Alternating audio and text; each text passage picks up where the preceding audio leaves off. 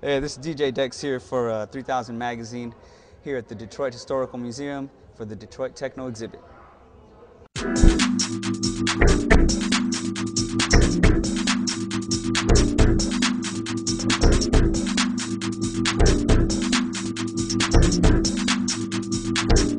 believe that this year's exhibit will show the country and the world what Detroit is all about.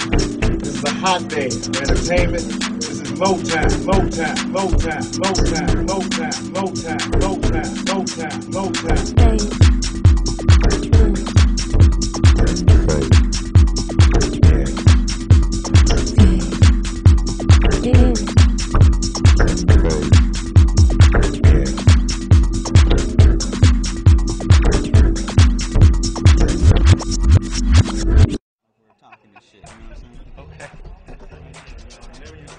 All right, you recording already? Oh, okay. Just want to get your reaction, man. After so many years of working on your music and your career, how does it feel now to finally get some recognition and have this museum exhibit dedicated to you, and just, you know, to have the public recognize you? How does it feel, man? It's a bittersweet, but the fabric has been laid a long time ago. It just so happened that I didn't have a different management as Derek and Kevin did. So me and Juan went west. They went overseas. Yeah. So, you know, God look out for the best of it. You know? So what shines in the closet, you have to open up and shine. You know what I'm saying? Yeah. You know, but it's a bittersweet. That's all. But it's still good. Oh yeah. It's still good. It's gonna be here forever. So any controversy that may come up, it's there. But the press already have what the fabric been laid back in the day will be unwoven. Because it's in the Detroit Historical Museum where I used to come when I was a kid. So therefore, all that the press got now is wrong. So I never said anything. I just kept my mouth shut and just prayed, and then it revealed itself. You know, everybody's 86 except for Juan. So everybody released their shit at 86. But, you know, I'm just folks. So Juan, just want to get your reaction to this whole exhibit, the whole production, how you feel now that the city of Detroit has officially recognized you and given you an exhibit in the historical museum. How do you feel about it? It's a real good feeling, man. I feel great about this. I mean, you know, I don't think it's really dawned on me yet the scope of this whole thing, but it's coming along real, you know, slow and smooth. Would you have ever imagined it back, 20 years ago when you were in the studio? Never. I mean, I used to come to this place when I was a kid. You know, and I used to go to the old Detroit, and we used to play down on the cobblestone streets and stuff. Well, this is like one of the places to come, and to think that, you know, in the future that I would have an exhibit here. You know, it's mind blowing. Yeah, you probably get a little teary-eyed later. You know? Maybe, we'll see. Yeah. So what's going on now, man? What you working on at the moment? Right now, I'm actually, you know, in light of everything that's happening, I'm putting together a compilation of my old catalog, all of it from day one, like the old Cybertron, all of that stuff I'm putting together.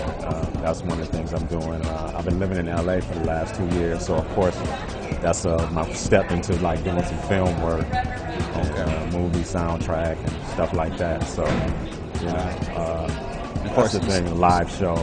I want to put together a live show, Model 500, and maybe debut it at the festival this year. If everything comes together properly. So you can take a break from DJing for a minute? No, I'm still be DJing. Oh, okay. Still, I try to do it all. I try to fit it all together, you know. I mean, I'll make it work. Any new Model 500 projects coming out? Model 600 now? Model 600, you know, that's the collaboration works with, you know, the UR. So, there'll be more stuff on both of those titles, I think. All right, man. Well, thanks for stopping and talking to us. All right, man. All right, we're here with Ron Murphy of National Sound, the man for mastering all the techno records. A lot of the records that are up in the exhibit were mastered by this man, and we just want to get some a little bit of feedback response. How does it feel to have your work in a museum here in the city of Detroit? Well, it feels pretty good considering that we're all still alive to see it.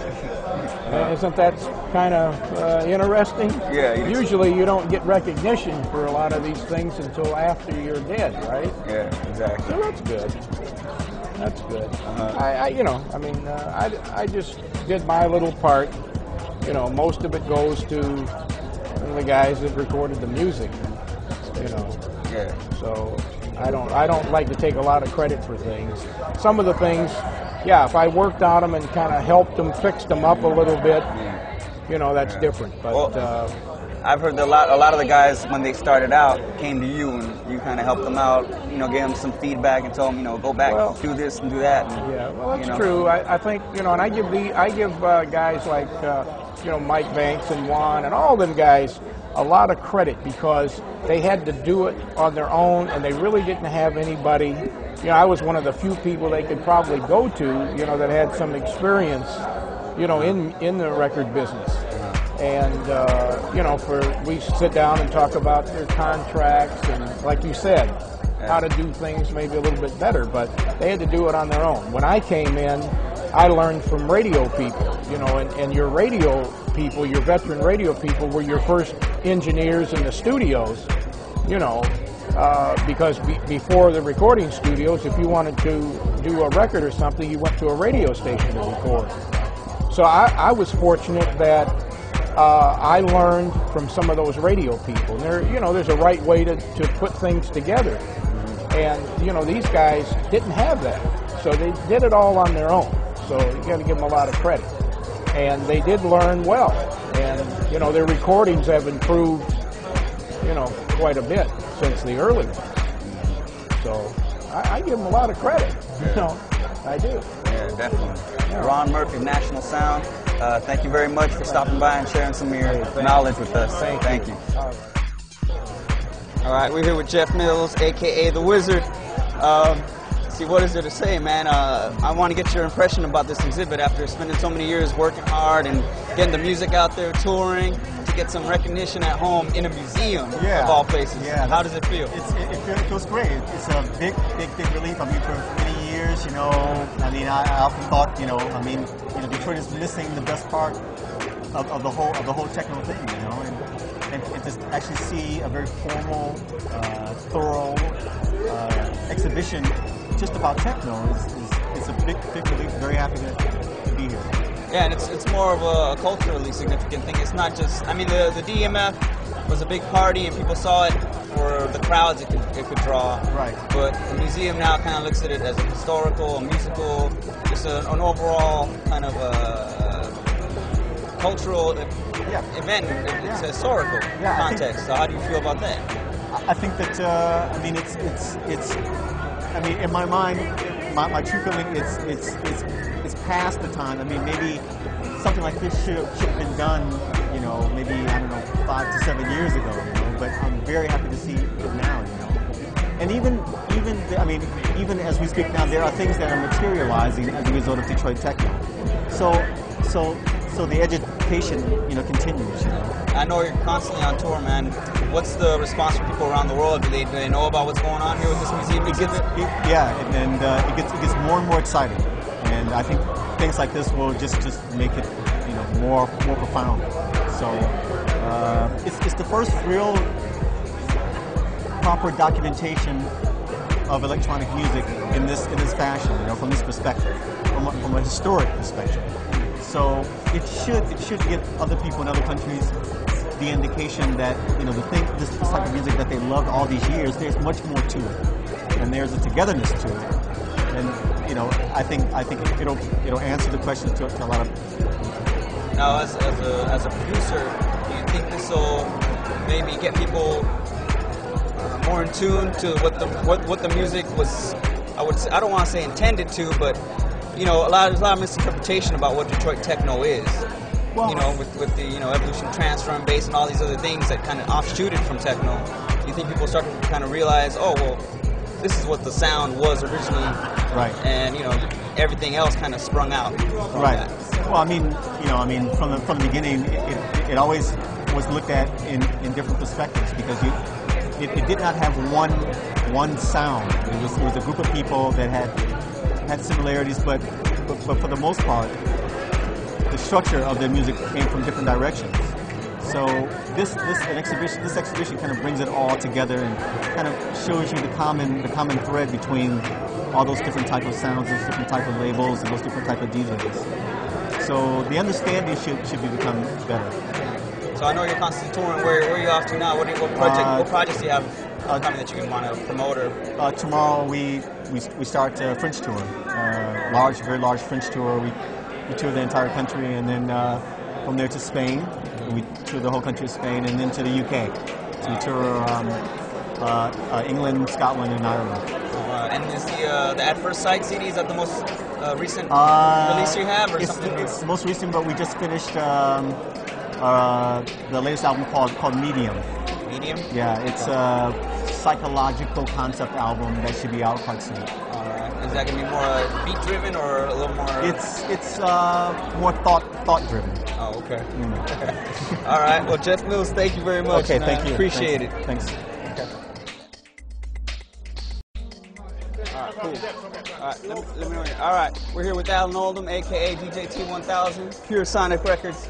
We're just trying to get some reaction, man. How does it feel after so many years of hard work, getting some hometown recognition? How does it feel? You know, to me, it reminds me of, you know, when I played DMF. You know, it's always good to be validated and recognized in your own hometown.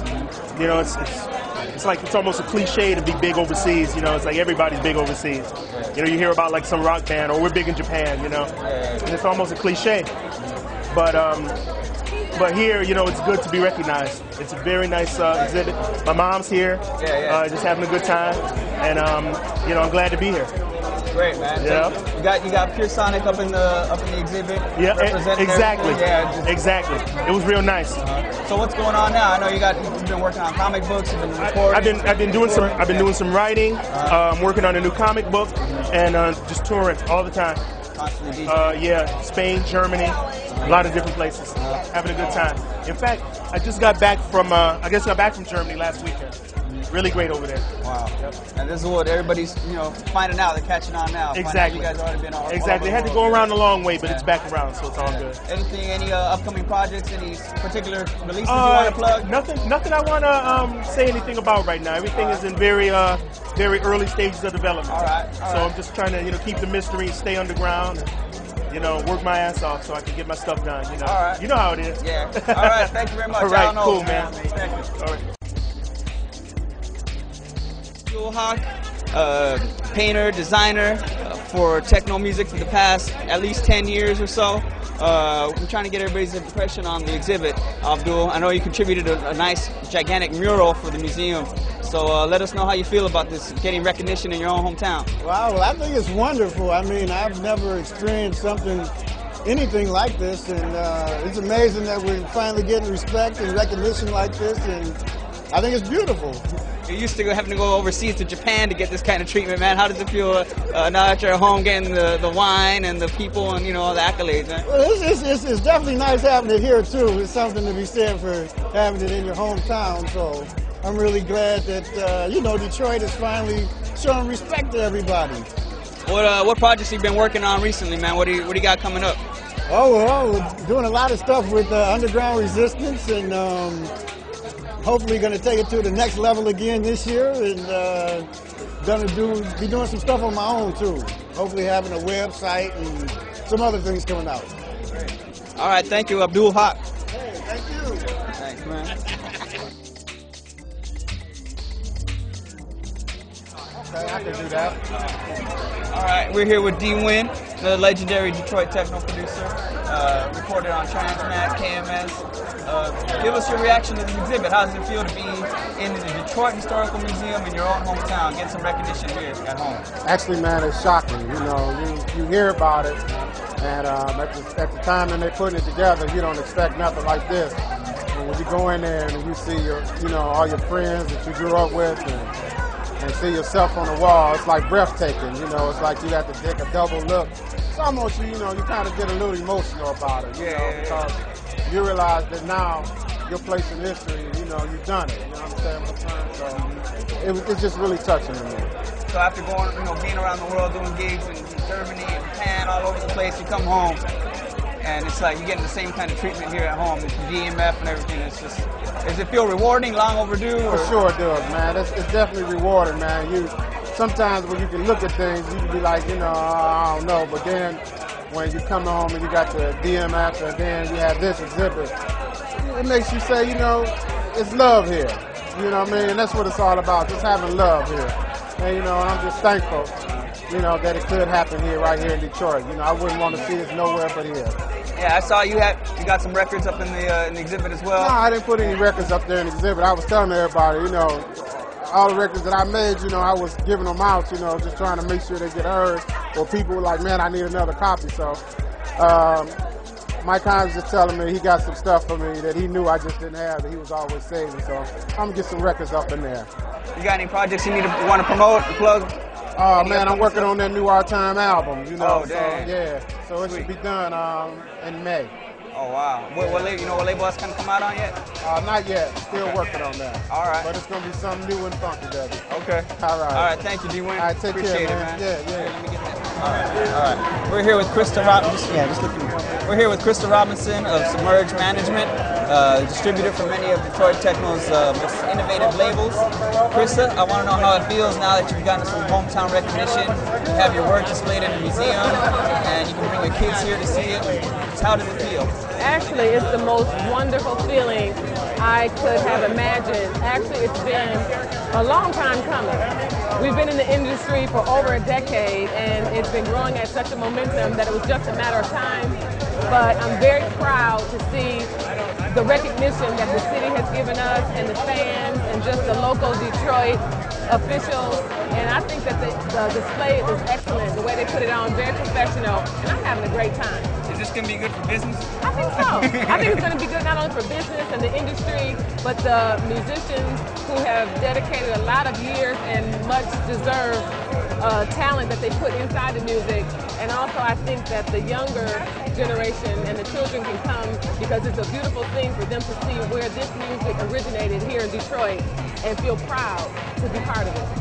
I know Submerge just moved to a new building. You're at 3000 Grand Boulevard now. How does it feel to be in the new building? What's going on down there? A lot of new things are happening down there. We moved in there about a year and a half ago, and we were at another location for almost 10 years. So this too was a long time coming, and we put a lot of hard work and sweat into this building, but we finished it. It's up and running, and we have a lot of new things planned for 2003. A lot which you'll be hearing more about. I don't want to say too much now. All right. Thank you very much, Thank Christa. you. Submerge. Yeah, man. All right, so just, play off the camera and shit. Word up. All right, we're here with Keith Butts, label founder of Hipnotech Records, Detroit. We're trying to get everybody's response to this whole exhibit, you know, especially you coming from techno and hip hop. What's your perspective on this, man? I mean, it's cool. It's like it's our Motown, you know. This is something that I grew up on, you know what I'm saying? And it's 20 years later now, you know. It's in the museum, you know. It's well, my parents and stuff was talking about Motown and all that, and Marvin Gaye. Now, you know, I can talk about Jeff Mills and Kevin Sanderson and Juan Atkins and Underground Resistance, and you know, I can bring people down here to the bring little Keith down here to the Detroit Historical Museum. You know what I'm saying? And so it's cool. It's something I can relate to. You know. So what's up with Hipnotech, man? You got to do a little plug for Hipnotech. Oh, Hipnotech Records. You know what I'm saying? Beats and rhymes. You know what I'm saying? Next level. Who's the next release? Who's the next up and coming Hipnotech artist? Well, we know we got the Vestex 2002 United States champion DJ Lance Swan. So working on his project, you know, a battle record. Then, you know, we got Tech Out Concepts #2, the CD. Okay. Then we got Beats and Rhymes featuring MCs flowing over previously released Hipnotech tracks, and, you know. So you staying busy. Cool. Most def. All right. Sure, all these, you know, I've done 1,000 interviews all over the world. I gotta just do one more. No problem. You know. All right. Well, basically what we're doing is getting everybody's kind of reaction, especially a person such as yourself who's been in this industry for so long, and now that it's finally getting some real recognition in the city of Detroit, by the city, by the mayor, by the museum. How do you feel about that? Do you feel like it's been long overdue, you know, considering how much it's gone around the world, or is it just you're just glad that the day has finally come? How do you feel? Well, I feel like it has been long overdue. I mean, I think it's due now at the time it's supposed to be due. which is now. The time when, you know, when we were creating our past catalogs, when we all started, you know, some started in the late 80s, early 80s, early 90s. You know, I don't think we were really looking for recognition back then. And I wouldn't say we were looking for it today, but it's time now because so many of us have produced numerous records in the past few years and developed large catalogs, great selling records. And it's time that now that the story be told, where these producers come from, you know, what have they done in our own city. And I'm excited, and you know, there's still more catalogs to be produced. You know, we're all still working.